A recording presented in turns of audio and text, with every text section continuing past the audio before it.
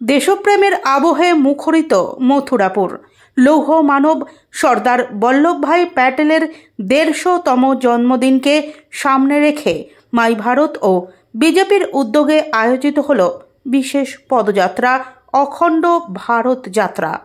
রাজনৈতিক রং নয়, বরং হাতে শুধুই জাতীয় পতাকা নিয়ে দেশাত্মবোধের বার্তা ছড়িয়ে দিলেন অংশগ্রহণকারীরা। মথুরাপুর বিএসএস হাই স্কুল মাঠ থেকে শুরু হয়ে যাত্রাটি শেষ হয় মথুরাপুর চৌরঙ্গি মোড়ে। পুরো পথ জুড়ে দেশপ্রেমের স্লোগান এবং পতাকা হাতে মথুরাপুরের বিভিন্ন রাস্তা পরিক্রমা করেন কর্মী সমর্থকেরা। পদযাত্রার নেতৃত্বে ছিলেন দক্ষিণ মালদা বিজেপি সাংগঠনিক সম্পাদক গৌরচন্দ্র মণ্ডল, বিশ্বজিৎ মণ্ডল, পবিত্র দাস, সন্তোষ মণ্ডল, অভিজিৎ মিশ্র, সুভাষ যাদব, পল্লবী মণ্ডল সহ বিজেপির অন্যান্য নেতৃত্ব।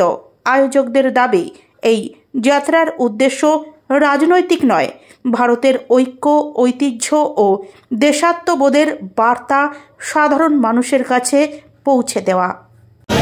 ভারত সরকারের অর্থাৎ কেন্দ্রীয় সরকারের সর্দার বল্লভজি প্যাটেলের ১৫০তম জন্মজয়ন্তী মানিকচক বিধানসভায় উদযাপিত। একতা যাত্রা বিরাট একটা র্যালি বার করে একটা মঞ্চ করে সর্দার বল্লভজির সম্বন্ধে কিছু বক্তৃতা রেখে এবং সকলকে একতা হয়ে ভারতকে রক্ষা করা, অখণ্ড ভারতের জন্য সকলকে এক হতে হবে। ভারতকে রক্ষা করার জন্য আজকে যে একতা যাত্রা অর্থাৎ গান অফ ইউনিটি আমাদের অনুষ্ঠিত হয়েছে, বড় র্যালি হয়েছে। ১৫০ বছর পূর্তি, অর্থাৎ এই যে আয়রন ম্যান অফ ইন্ডিয়া বলা হয় সর্দার বল্লভজি, অর্থাৎ লৌহ পুরুষ ইউনিট। আর তার যে মূর্তি স্ট্যাচু অফ ইউনিটি, তার স্মরণীয় রাখার জন্য গুজরাটে স্থাপন করা। তিনি অখণ্ড ভারত গঠনে বিরাট অংশগ্রহণ করেছিলেন। তিনি আমাদের সর্দারজি তার উপাধি পেয়েছিল। তিনি অহিংসা আন্দোলনে গান্ধীজির মিলে স্বাধীন ভারত গঠনে অংশগ্রহণ করেছিলেন তিনি।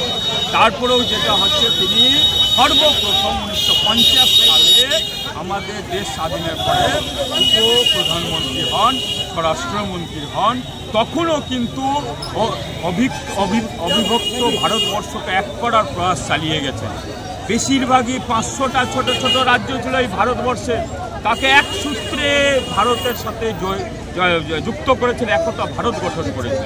তাই একতা দিবস তখন থেকেই তার জন্মদিনকে স্মরণীয় রাখার জন্য একতা দিবস হিসাবে জন্মদিন দিবসকে পালন করা হয় গোটা ভারতবর্ষ। তিনি ১৯৯১ সালে ভারতরত্ন উপাধি পেয়েছিলেন এবং তার নামে স্মরণীয় রাখার নামে আন্তর্জাতিক এয়ারপোর্ট আছে, আমাদের সবচেয়ে বড় এয়ারপোর্ট। বিভিন্ন মানে ভারতবর্ষের বিভিন্ন ভালো জায়গাগুলোরও নাম তার নামে করা হয়।